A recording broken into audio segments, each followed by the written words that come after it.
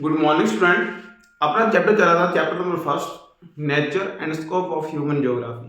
तो यानी मानव भूगोल का प्रकृति और विषय क्षेत्र, उसी को आगे बढ़ाते अपने। अब आ रहे तो नेक्स्ट टॉपिक हमारे पास आ रहा है समय के गलियारे। समय के गलियारे में भूगोल, यानी ह्यूमन ज्योग्राफी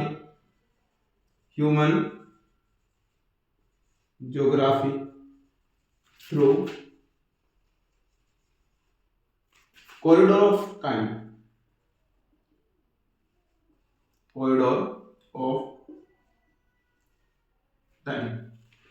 यानी इसमें बताया गया है, यानी ह्यूमन ज्योग्राफी के अंदर अकॉर्डिंग टू टाइम, यानी समय के साथ किस प्रकार से परिवर्तन हो, उसी के बारे में अपने को जानना है। देखिए ह्यूमन जो यहाँ पर ह्यूमन ज्योग्राफी का कॉरिडोर ऑफ टाइम, यानी समय के गलियारे में भूगोल, यानी समय के साथ ह्यूमन ज्योग्राफी के अंदर किस प्रकार से हुआ। अपने को इस बात का पहले पता है कि प्रीमिटिव जो स्टेज, यानी जिसको अपने आदिकालीन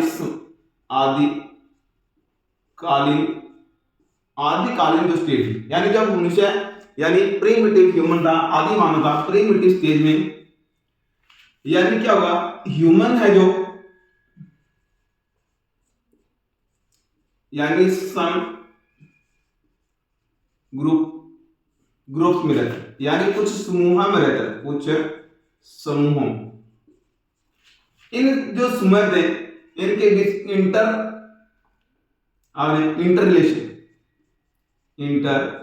रिलेशन, यानी इनके मध्य अन्योन्य जो क्रिया थी वो क्या थी, फ्यूज।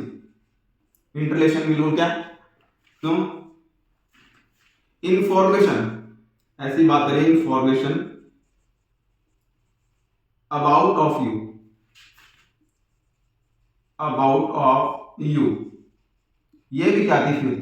यानी इन दोनों के अबाउट जो इंफॉर्मेशन थी, ये जो सोसाइटी इनके बीच ये भी क्या थी, फ्यूज।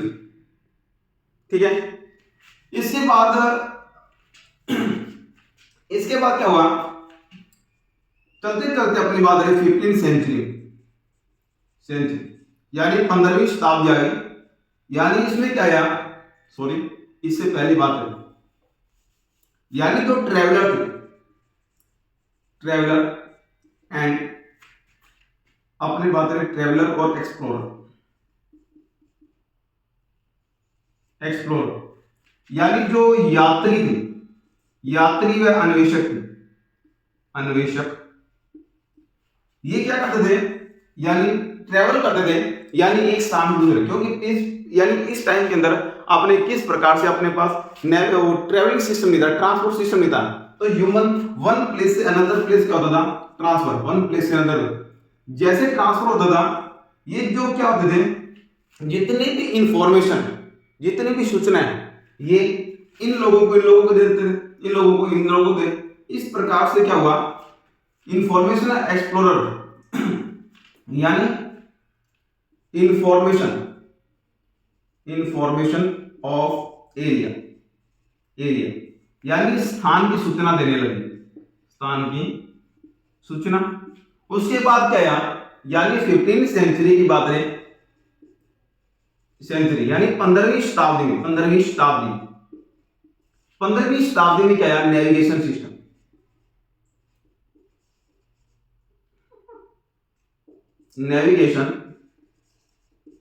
सिस्टम, यानी नौ संचालन है। जैसे नौ संचालन हुआ, तो यहां पर बात करें मैप विस्टिस ऑफ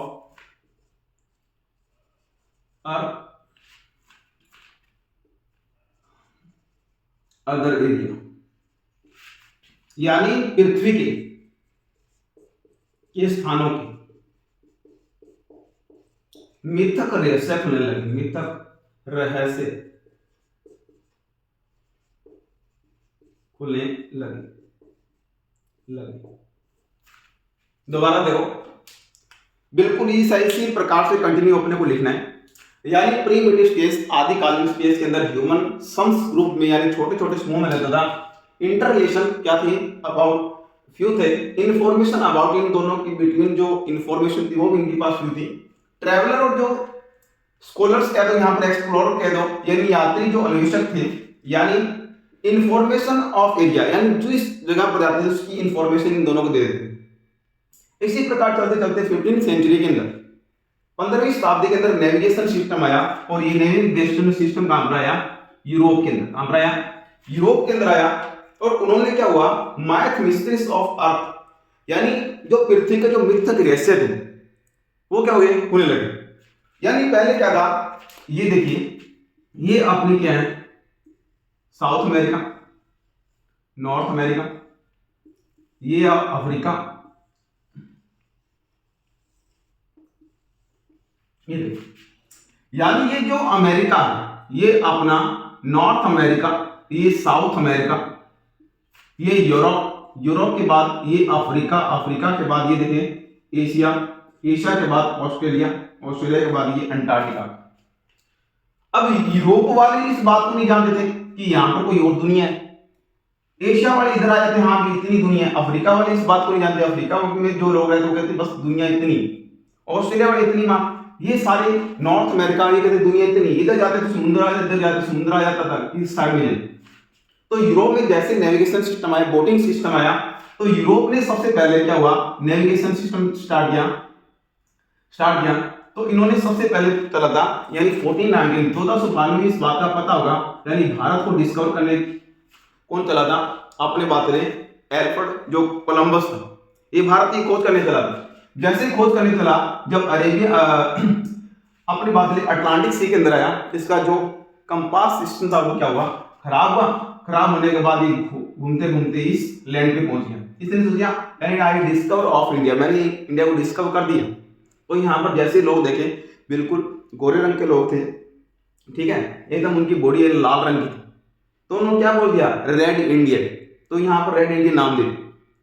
फिर ये बाद में पता लगा यानी ये तो कोई और लैंड है। उसी के बाद साउथ अमेरिका के डिस्कवर कर दी, तो नेविगेशन सिस्टम आया। उसी प्रकार हुआ math mysteries of earth area.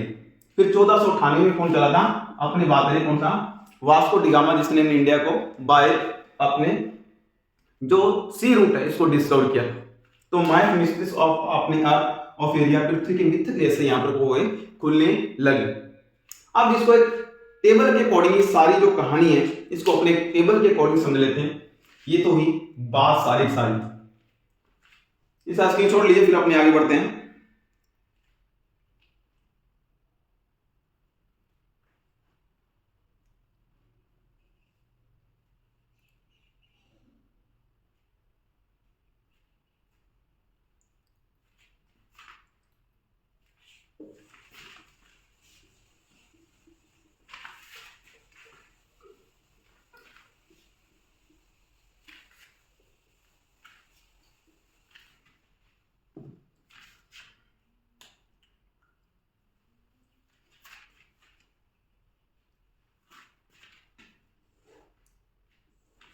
ये देखिए बिल्कुल इस है, यहां पर आपने लिखते हैं पीरियड, पीरियड यानी समयावधि। यहां पर एक्सोथिस, यानी यहां पर क्या हुआ, जो इनका जो अन्वेषण हुआ था, अपने उपागम कह सकते हैं इसको, उपागम। क्या क्या उपागम, सबसे पहले बात करते हैं अपने 1 नंबर, इसको बोलेंगे अर्ली क्लोनिकल, अपनी एरा की बात, एरा को अपनी समयावधि बोलते हैं एरा।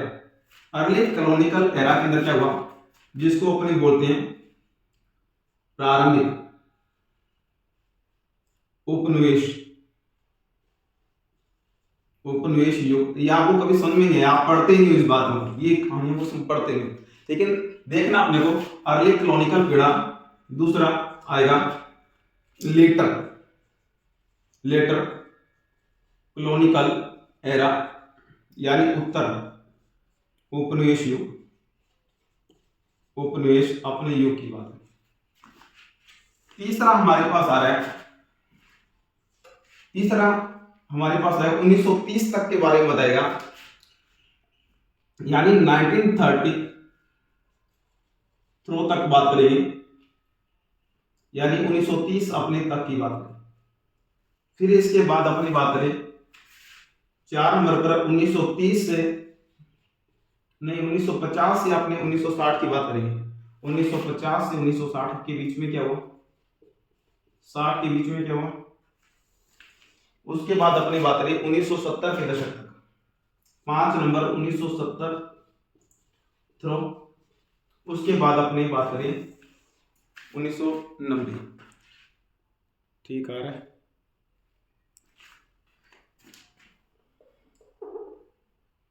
चलो उसको वहां ले गए। उसके बाद 1990 तक की बात करें, 1990 तक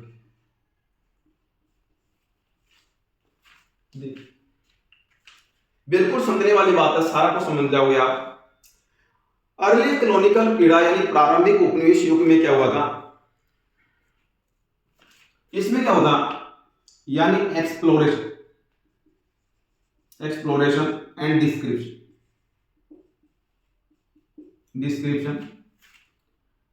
यानी अपनी बात करें अन्वेषण एंड विवरण। आपको समझ में नहीं आ रहा है, पर ये सारा एक साथ में समझा दो, एक्सप्लोरेशन एंड डिस्क्रिप्शन। उसके बाद हुआ अपनी बात करें रीजनल एनालिसिस,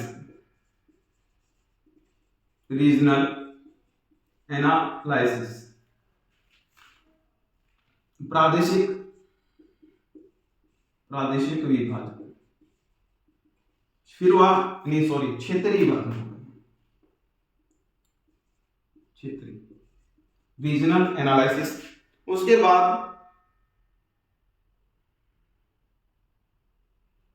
एरियल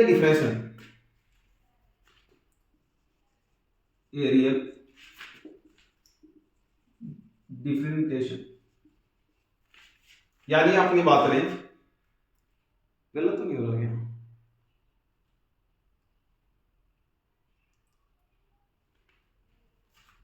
फिर हुआ स्पेशल,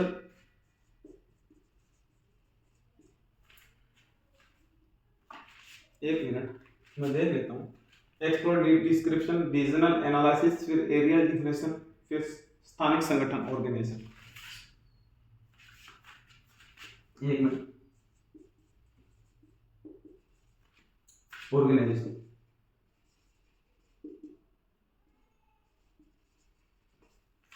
स्पेशल मोशन। उसके बाद 1970 से यहां पर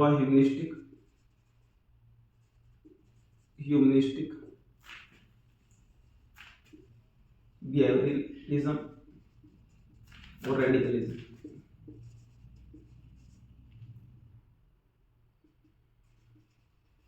और यहां पर पोस्ट ऑफ ह्यूमन ज्योग्राफी है। अब देखिए ध्यान दें, अब ये क्या था, इस कहानी को समझ लेते हैं, 1 मिनट लगेगा। और ये सारी कहानी थोड़ी सी आपको हार्ड लग रही होगी, लेकिन ये हार्ड है नहीं जितना आपने हार्ड लग रहा है। देखो अर्ली कॉलोनिकल पीड़ा का मतलब क्या है, ये जैसे भारत,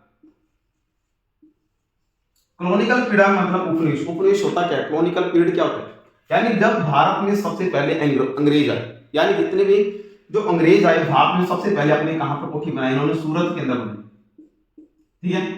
अब जैसे इंडिया के अंदर उन्होंने एंटर किया, क्या उन्होंने पूरी इंडिया को एक साथ में देख लिया, नहीं देखा। सबसे पहले क्या था, अर्ली कॉलोनिकल पीरियड के अंदर जब 15वीं सेंचुरी में जब क्या हुआ था, नेविगेशन सिस्टम आया था, तो ये वाला पीरियड क्या था, एक्सप्लोरेशन डिस्क्रिप्शन। ये पूरे वर्ल्ड की, यानी जो अंग्रेज थे पूरे वर्ल्ड की क्या किया उन्होंने, डिस्क्रिप्शन एंड एक्सप्लोरेशन, यानी पूरे वर्ल्ड का इन्होंने डिस्कवर करके देखा भी कौन सी जगह अच्छी है, यानी उनका क्या क्या अन्वेषण और विवरण। यानी इस पीरियड में सिर्फ ओनली अर्ली कॉलोनिकल पीरियड में एक्सप्लोरेड डिस्कशन, यानी हर जगह क्या जाकर क्या किया, एक्सप्लोरेशन एंड डिस्क्रिप्शन किया, यहाँ पर है क्या चीज, क्योंकि उनको क्या चाहिए, रिसोर्सेस चाहिए थे। अगर रिसोर्सेस होंगे वही रुकेंगे, अगर मान लो बिल्कुल वीरान एरिया पड़ा, डेजर्ट एरिया पड़ा, वो क्यों रुकेंगे, क्योंकि वहां पर कोई इसी प्रकार रिसोर्सेज ही नहीं। तो यहाँ पर उन्होंने क्या किया, अर्ली कॉलोनिकल पीरियड में एक्सप्लोरेशन एंड डिस्क्रिप्शन किया। उसके बाद लेटर, जैसी जब लेटर आया तो रीजनल एनालिसिस यानी इनको जरूरत क्या है, यानी कौन सा पार्ट इनको अच्छा लगा, उनका क्या किया रीजनल एनालिसिस, क्षेत्रीय विवरण क्या हर का, जैसे अफ्रीका का अलग से वर्णन, इसका रीजनल एनालिसिस। फिर तीसरा था 1930 तक एरियल डिफरेंटेशन, यानी इनको डिफरेंट कर दिया, यानी डेजर्ट एरिया हमारा कोई काम का नहीं, ये वाला एरिया अपने वो काम का है, ये वाला कोई काम का नहीं, ये वाला अपने वो काम का है। तो ये क्या क्या एरियल डिफरेंटेशन। सबसे पहले क्या पूरे वर्ल्ड का एक्सप्लोरेशन डिस्क्रिप्शन, उसके बाद रीजनल एनालिसिस, हर रीजन का एनालिसिस किया इन्होंने, फिर इनको अलग अलग कर दिया इन्होंने एरियल डिफरेंट, यानी जो एरिया के काम का नहीं था वो छोड़ दिया, जो एरियल डिफरेंटेशन। फिर स्पेशल ऑर्गेनाइजेशन, यानी यहां पर क्या हुआ स्थानिक संगठन आ गया, स्थानिक संगठन, यानी इस समय यहां पर लोग यानी स्टेबल हो गए, स्टेबल होकर क्या अपने रुकने लगे। उसके बाद ह्यूमनिस्टिक बिहेवियरलिज्म और रेडिकलिज्म, इसको बोलते हैं मानवतावादी, इसको बोलते हैं व्यवहारवादी, उसको बोलते हैं आमूलवादी। ये विचारधारा यहां, यानी 1970 तक क्या हो गया ह्यूमनिस्टिक, रेडिकलिज्म और कौन सा बिहेवियरलिज्म, ये तीन प्रकार की अपने पास क्या गई आइडियोलॉजी कह सकते हो आप, यानी ये विचारधाराएं हमारे सामने आई, क्या थी क्या नहीं, इनको छोड़ा, आपको ज्यादा सुनने का अपनी बुक के अंदर इसको दिया गया है। आप सीधा रखो 1970 तक कौन सी आई ह्यूमनिस्टिक, बिहेवियरलिज्म और रेडिकलिज्म, ये क्वेश्चन आ सकते हैं। In 1973 ideology in the human geography, आपने बोलेंगे ह्यूमनिस्टिक, बिहेवियरलिज्म एंड कौन सा रेडिकलिज्म, ये तीन क्या है। और 1990 तक क्या हुआ post modernization of human geography, यानी पोस्ट मॉडर्नाइजेशन का मतलब उत्तर आधुनिक अपने पास मानव भूगोल, ठीक है, उत्तर आधुनिक। आज जो पढ़ रहे हैं अपने पास ये जो भूगोल है एकदम सही अपने पास है ना 1990 के बाद। तो 5 स्टेज है, 5 स्टेज में अंदर सीधा अपने बात करें। सबसे पहले फर्स्ट अर्ली कॉलोनिकल पीरियड, उसके बाद लेटर के बाद क्या कहा 1930 तक, 1950 से 60 तक, 70 तक और 1990 तक। 5 फॉर्मेट एडिशन, सबसे पहले क्या हुआ था अपने बात करें कौन सा अप्रोच आई, सबसे पहले एक्सप्लोरेशन डिस्क्रिप्शन, दूसरा क्या हुआ पूरा वर्ल्ड का उन्होंने देखा, उसके बाद रीजनल एनालिसिस, हर को रीजन को अलग अलग में डिवाइडेशन किया, उसके बाद क्या हुआ एरिया डिफरेंस, जो चीज अच्छी थी वो रख ली, उनके बाद उन्होंने छोड़ दिया एरिया डिफरेंस। उसके बाद स्पेशल ऑर्गेनाइजेशन, वहां पर स्थानिक संगठन यानी स्थायी रूप से बस गए, और उसके बाद ह्यूमनिस्टिक और रेडिकलिज्म और बिहेवियरलिज्म, ये तीन क्या ही आपके पास अप्रोच है। कब भाई 1970 में क्वेश्चन याद करना है। और उसके बाद 1919 में क्या हुआ post modernization of human geography, अपनी बात करें अंतर आधुनिक, ये अपना कंप्लीट हो गया। थोड़ा सा हार्ड सा था लेकिन बिल्कुल आपके सामने इजी कर दिए। इधर स्क्रीनशॉट लीजिए फिर अपने आगे बढ़ते हैं।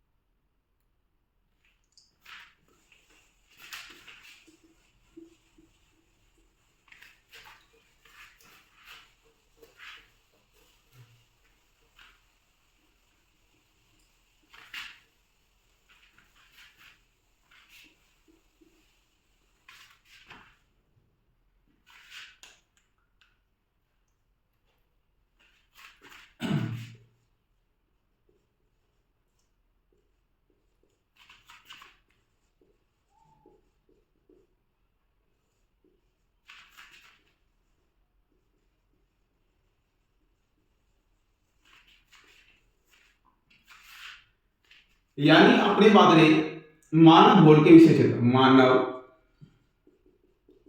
भूगोल के विषय क्षेत्र बस पूछा जाएगा, यानी सब फील्ड ऑफ ह्यूमन ज्योग्राफी, मानव भूगोल के अंदर क्या पढ़ा जाता है उसके बारे में। यानी अपने पास ह्यूमन ज्योग्राफी है, ह्यूमन ज्योग्राफी के टोटल कितने फील्ड, अपने 6 फील्ड, यहां पर देखो 6 फील्ड, कितने फील्ड्स हैं अपने बात करें 6 फील्ड है। सबसे पहले अपने बात करें सामाजिक, आपने पढ़ते हैं सोशल ज्योग्राफी,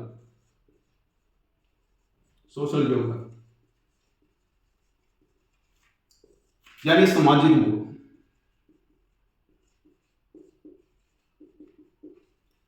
छठी, सातवीं, आठवीं के अंदर, 9वीं 10वीं में अपने क्या पढ़ते हैं, सामाजिक भूगोल, सोशल अपनी बात करें ज्योग्राफी, ठीक है, सामाजिक भूगोल। दूसरा हमारे पास आता है सामाजिक भूगोल के बाद अपने दूसरा इसमें पढ़ सकते हैं नगरीय भूगोल, यानी बात करें ना अर्बन, अर्बन ज्योग्राफी, इसको कहें अपने नगरीय भूगोल, नगरीय भूगोल, यानी नगरीय भूगोल ही पढ़ा जाता है। तीसरा अपने पास आता है नगरीय भूगोल के बाद अपनी बात करें पॉलिटिकल ज्योग्राफी, पॉलिटिकल ज्योग्राफी, जिसको अपने राजनीतिक भूगोल बोलते हैं, राजनीतिक भूगोल। उसके बाद हमारे पास आता है जनसंख्या भूगोल, यानी पॉपुलेशन ज्योग्राफी, पॉपुलेशन ज्योग्राफी, जनसंख्या भूगोल, जनसंख्या भूगोल। उसके बारे में अपने पढ़ेंगे मानव भूगोल, नहीं आवास भूगोल आएगा, सॉरी, जिसको सेटलमेंट ज्योग्राफी, सेटलमेंट जियोग्राफी, यानी अपनी बात करें कौन सा, आवास भूगोल।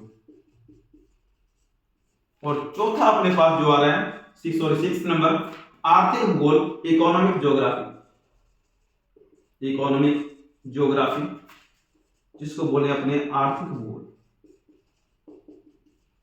ये हमारे पास 6 फील्ड, कितने फील्ड है, 6 फील्ड हमारे सामने आ रहे हैं। सबसे पहले क्वेश्चन पूछेगा फील्ड ऑफ ह्यूमन ज्योग्राफी, अपने 6 फील्ड बता दें।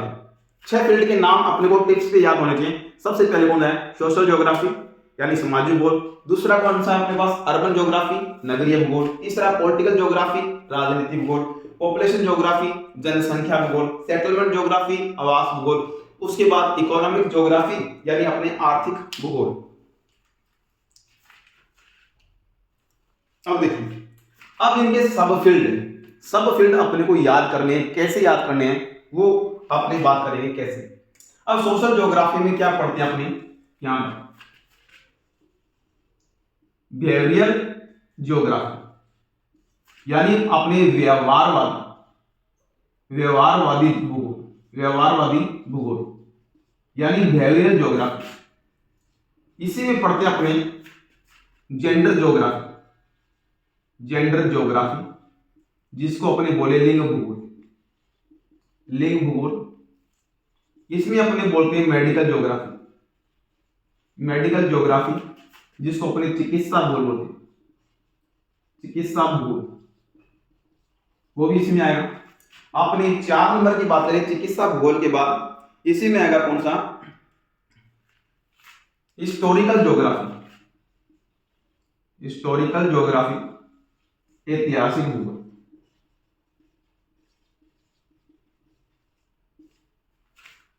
यानी जब अपने सामाजिक विज्ञान की किताब पढ़ते थे, अब सामाजिक विज्ञान की किताब के अंदर यही चैप्टर थे। सबसे पहले व्यवहारवादी भूगोल, व्यवहारवाद के बारे में बताएगा। उसके बाद जेंडर ज्योग्राफी, लिंग भूगोल, यानी महिला और पुरुष के बारे में। जनसंख्या के अपने सारे चैप्टर पढ़ते हैं, ठीक है, पॉपुलेशन चैप्टर पढ़ते थे ना, वही वाले हैं। जेंडर लिंग भूगोल, उसके बाद मेडिकल जो चिकित्सा भूगोल, उसके बाद अपना हिस्टोरिकल इतिहास के पार्ट आते थे। तो कौन सा है, हिस्टोरिकल ज्योग्राफी। तो ये किसके फील्ड है, सोशल ज्योग्राफी। अर्बन ज्योग्राफी, यानी जो अर्बन ज्योग्राफी में कोई भी फील्ड नहीं है। पॉलिटिकल ज्योग्राफी के अपने पास 2 फील्ड दी, इसका इलेक्ट्रोल ज्योग्राफी, जिसको बोलते हैं अपने निर्वाचन भूगोल। और इसी के अंदर हमारे पास दूसरा आएगा कौन, मिलिट्री ज्योग्राफी, सेना भूगोल। मिलिट्री ज्योग्राफी, अपनी बात करें कौन, सैन्य भूगोल। आप सर ये क्यों पढ़ते हैं आपने, देखो अगर आपने को पॉलिटिकल यानी राजनीति पढ़नी, राजनीति में ये सारे आते इलेक्ट्रॉन, निर्वाचन के सबसे बड़े पार्ट होते हैं। यानी अपने बात करें यानी कॉन्स्टिट्यूशन सारे पार्ट होते हैं, तो निर्वाचन भूगोल किसमें पढ़ा जाएगा, पॉलिटिकल ज्योग्राफी में। उसी प्रकार यानी इंटरलेशन, यानी 2 कंट्री के मध्य इंटरलेशन कैसे, तो अपने निर्वाचन भूगोल और मिलिट्री ज्योग्राफी, सैन्य भूगोल, हर कंट्री बॉर्डर पर सारी वो क्या बैठी है, मिलिट्री बैठे, तो क्या हुआ, मिलिट्री ज्योग्राफी। जनसंख्या भूगोल कोई नहीं है, सेटलमेंट ज्योग्राफी का कोई भी सब पार्ट नहीं है। अब इसमें अब इकोनॉमिक ज्योग्राफी के बिल्कुल इजी है अपने को याद करना। कैसे इजी है? क्योंकि इकोनॉमिक यानी अपने को इनकम कैसे होगी, यानी अपनी इकोनॉमिक कंडीशन कैसी है, यानी लोग पूरे वर्ल्ड के अंदर जो इनकम कर रहे हैं, जो इकोनॉमी टिकी हुई, किन पे टिकी हुई है। सबसे पहले बात है, अपने बात कर सकते हैं रिसोर्सेज ज्योग्राफी। रिसोर्सेज, एक मिनट,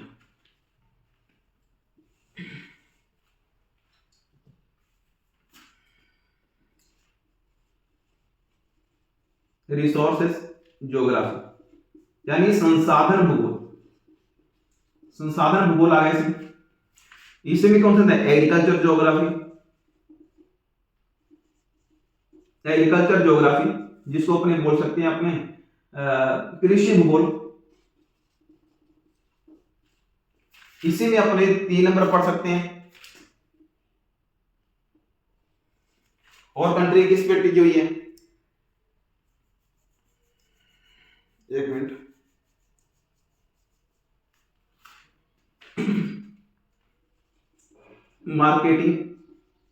मार्केटिंग ज्योग्राफी। उसी प्रकार अपनी 4 नंबर पर बात करें मार्केट टूरिज्म ज्योग्राफी यानी पर्यटन भूगोल। यहां पर मार्केटिंग यानी बाजार भूगोल। और अपने 5 नंबर पर बात करें, एक और रहेगा, कौन सा रहेगा? इंडस्ट्री। सॉरी, ये तो सबसे इंपॉर्टेंट था, इंडस्ट्री ज्योग्राफी। देखिए इसमें आ रहा है क्या? इंडस्ट्री ज्योग्राफी यानी अपनी बात करें कौन सा? उद्योग। अब देखिए ये अपना कंप्लीट हो गया। कैसे हो गया? द्वारा सबसे पहले क्वेश्चन क्या आएगा? Field of human geography. आपने 6 फील्ड बता देंगे या अपने को इन 6 फील्ड में से दे देगा भी कौन सा फील्ड नहीं है, तो अपने 6 फील्ड अपने याद कर लेंगे। Social geography, urban geography, political geography, population geography, settlement geography, economic geography. ये 6 फील्ड अपने को कंठस्थ होने चाहिए, बिल्कुल कंठस्थ होने चाहिए, बिल्कुल टिप्स पे होना चाहिए। यानी सबसे पहले सोशल ज्योग्राफी, अर्बन ज्योग्राफी के बाद तीसरा कौन सा आ गया? अपने सेटलमेंट ज्योग्राफी के बाद कौन सा आ गया? पॉलिटिकल ज्योग्राफी के बाद कौन सा? Population geography. उसके बाद कौन सा? Economic geography. ये 6 फील्ड। अब ये फील्ड भी अपने को याद करने पड़े, कौन सा फील्ड किसमें। सीधी सी बात है, सबसे पहले आप पॉलिटिकल ज्योग्राफी याद करो। पॉलिटिकल ज्योग्राफी 2 है, इलेक्टोरल है, दूसरा कौन सा है? अपने बात करें कौन सा? Military geography. इसके 2 सब फील्ड याद करो। अब ये याद कर लो, इसके याद कर लो। कौन से? इकोनॉमी यानी इनकम, इकोनॉमी, वर्ल्ड की इकोनॉमी किस पे टिकी हुई है, यानी रिसोर्सेज ज्योग्राफी, संसाधन भूगोल, यानी पूरा वर्ल्ड बात करें जो अपने पास फॉरेन इकोनॉमी जितने भी देश हैं वो किस पे टिके हुए हैं? सारे अपने पास है रिसोर्सेज पे काम करते हैं, रिसोर्सेज ज्योग्राफी। अब इंडिया की इकोनॉमी किस पे डिपेंड है? एग्रीकल्चर पर, तो एग्रीकल्चर ज्योग्राफी इकोनॉमी इनकम का कारण है। मार्केटिंग ज्योग्राफी कुछ क्या है? मार्केट पे ज्यादा डिपेंड करें मार्केटिंग पर, तो मार्केटिंग ज्योग्राफी। उसके बाद बात करें टूरिज्म ज्योग्राफी, कुछ ऐसे कंट्री जैसे नेपाल है तो किस पे डिपेंड है? ओनली टूरिज्म पे डिपेंड है, टूरिज्म से इनकम करता है, तो टूरिज्म ज्योग्राफी। उसके बाद नेक्स्ट कौन सा है? इंडस्ट्री ज्योग्राफी, यानी बहुत जो वर्ल्ड की इकोनॉमी डिपेंड किस पे करते हैं? इंडस्ट्री पर। ज्यादा इन्वेस्ट किस पे करते हैं? इंडस्ट्री पर, तो इंडस्ट्री ज्योग्राफी। ये 4 ये याद कर लिया अपने 5। जो बाकी बच गए वो सारे इसके, जो बाकी बच गए वो इसके हैं, अपने को याद नहीं करेंगे। सीधा आएगा field of human geography, none the field of human geography, यानी इनमें से कौन सा ज्योग्राफी का फील्ड नहीं है। वो 4 तो इसमें दे देगा, सोशल ज्योग्राफी दे दिया, अर्बन ज्योग्राफी दे दिया, सेटलमेंट ज्योग्राफी दे दिया। एक उठा के किसमें से दे देगा? मान लो इसमें से दे दिया, तो अपने को नन ऑफ छांटना। बिल्कुल इजी से है, अपने को 6 फील्ड ये याद रखो। दोबारा से सुन लो, social, urban, political, population, settlement और कौन सा? इकोनॉमिक। उसके बाद आपको पूरा ये याद नहीं करना, आपको सिर्फ याद करना है कौन सा? पॉलिटिकल ज्योग्राफी के 2, निर्वाचन भूगोल और सेना भूगोल, इलेक्ट्रल और मिलिट्री। उसके बाद इसके याद करने अपने को इकोनॉमी, इनकम किस पे डिपेंड करते हैं? रिसोर्सेज पे करते हैं, इंडस्ट्री पे करते हैं, टूरिज्म पर डिपेंड करती है, मार्केटिंग पर डिपेंड करती है, एग्रीकल्चर पर डिपेंड। ये खत्म हुआ, ये छोड़ो के बाद बाकी जो बचे वो सारे किस्में हो गए अपने सोशल ज्योग्राफी में। तो स्टूडेंट ये फर्स्ट जो चैप्टर था वो कंप्लीट हुआ। अब जो अपने स्टूडेंट हैं उनके डिमांड है कि सर हमें वो चैप्टर करा दीजिए पहले जो हमारे काम में यानी सबसे बड़े क्वेश्चन आएंगे और जो सबसे इंपॉर्टेंट चैप्टर जो बचते हैं, ये छोटे 2-2 नंबर वाले हम कर लेंगे। तो पहले वो चैप्टर करवाऊंगा जिन बच्चों ने डिमांड की। तो थैंक यू स्टूडेंट, और लाइक, सब्सक्राइब और शेयर कीजिए। थैंक यू भाई।